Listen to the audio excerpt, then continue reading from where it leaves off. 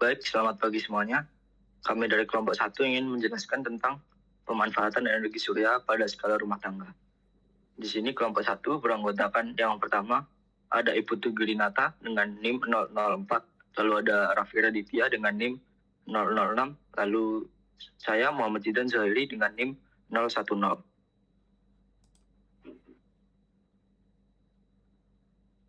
Kita lanjut ke latar belakang.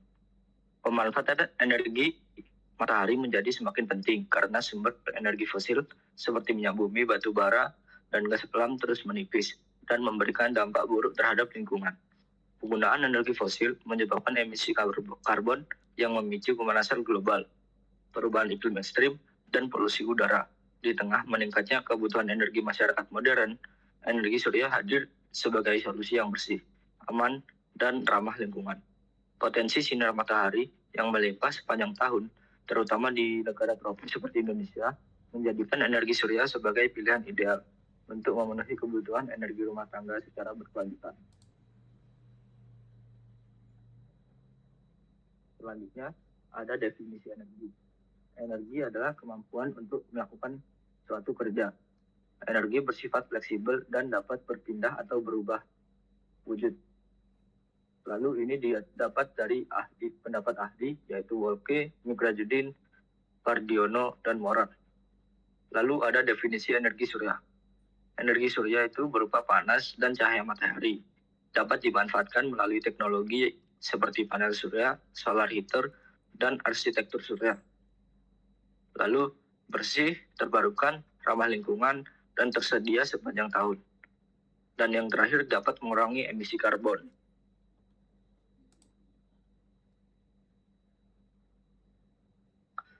Nah, kita lanjut ke radiasi energi surya. Energi surya atau matahari memancarkan radiasi elektromagnetik. Hanya kurang lebih 50% sampai ke bumi. Konstantanya matahari yaitu kurang lebih 1353 watt per meter persegi. Dan yang terakhir variasi dipengaruhi orbit bumi dan musim.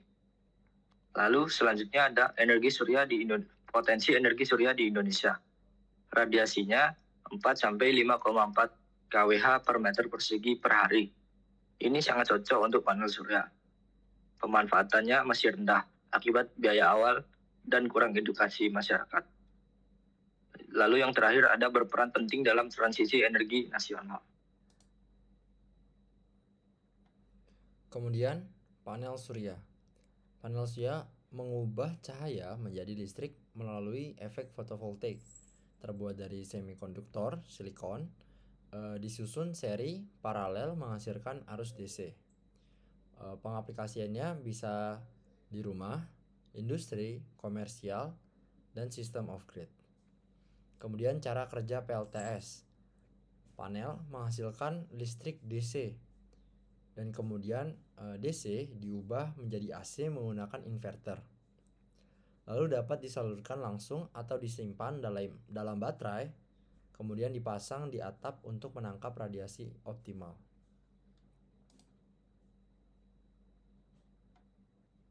Kemudian jenis-jenis PLTS yang umum di rumah tangga. Yang pertama ada on-grid, terhubung ke PLN dan tanpa baterai, tidak berfungsi saat listrik PLN padam. Jadi ketika intensitas cahaya matahari menurun, PLN akan memberi listrik. Kemudian kedua ada off-grid, berdiri sendiri menggunakan baterai. Seperti PLN, ketika intensitasnya menurun, baterai yang akan memberi listrik. Kemudian cocok untuk daerah terpencil, tetapi biaya dan perawatannya lebih tinggi. Lalu ketiga ada hybrid, gabungan dari on-grid dan baterai. Tetap menyala saat PLN padam, namun investasi paling mahal dan tapi fleksibel. Kemudian komponen utama PLTS. Yang pertama ada panel surya, inverter, baterai jika off-grid, kemudian ada charge controller, lalu ada panel distribusi dan metering. Aplikasi energi surya yang lain yaitu pemanas ruangan. Penggunaan serangga ini cocok untuk daerah dingin di Indonesia seperti Kintamani, Bandung, dan Malang. Penggunaan serangga memiliki dua sistem, yaitu sistem aktif dan juga sistem pasif. Sistem aktif ini memanfaatkan alat berupa kipas, pompa, dan blower. Sedangkan sistem aktif yang akan kita fokuskan ini memanfaatkan dan memodifikasi rumah sehingga rumah bisa menyerap energi matahari dan menghangatkan rumah itu sendiri, baik berupa modifikasi ventilasi, jendela, ataupun tembok. Lalu kita masuk ke pengaplikasian energi surya yang lain, yaitu pemanas air. Pemanas air ini terdiri dari sistem pasif dan juga sistem aktif. Kita akan fokus ke sistem aktif. Sistem aktif ini memiliki panel, yang di dalam panel itu berupa pipa yang akan menyalurkan air melalui tangki yang ada pada panel.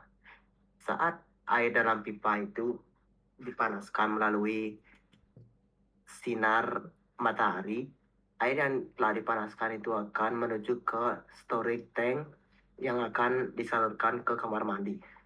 Nah, kita masuk pada dampak. Dampak positif dari penggunaan energi surya yaitu mengurangi emisi karbon, menekan pemanasan global, memperluas akses listrik di daerah terpencil, lalu mendukung kesehatan dan produktivitas. Lalu ada juga dampak negatif seperti biaya investasi awal yang tinggi, ketergantungan cuaca, lalu bahan kimia berbahaya pada saat proses pembuatan, dan ada juga masalah daur ulang. Yang terakhir ada kesimpulan. Energi surya merupakan solusi terbaik untuk rumah tangga di Indonesia, mendukung ketahanan energi, ramah lingkungan, dan hemat biaya. Tantangan utamanya yaitu biaya awal dan ketergantungan cuaca, dan perlu dukungan pemerintah dan edukasi masyarakat. Energi surya berpotensi menjadi pilar di Indonesia untuk masa depan. Mungkin itu saja dari kelompok 1. Bila ada salah kata dan kurangnya mohon maaf. Kami akhiri. Terima kasih dan selamat pagi.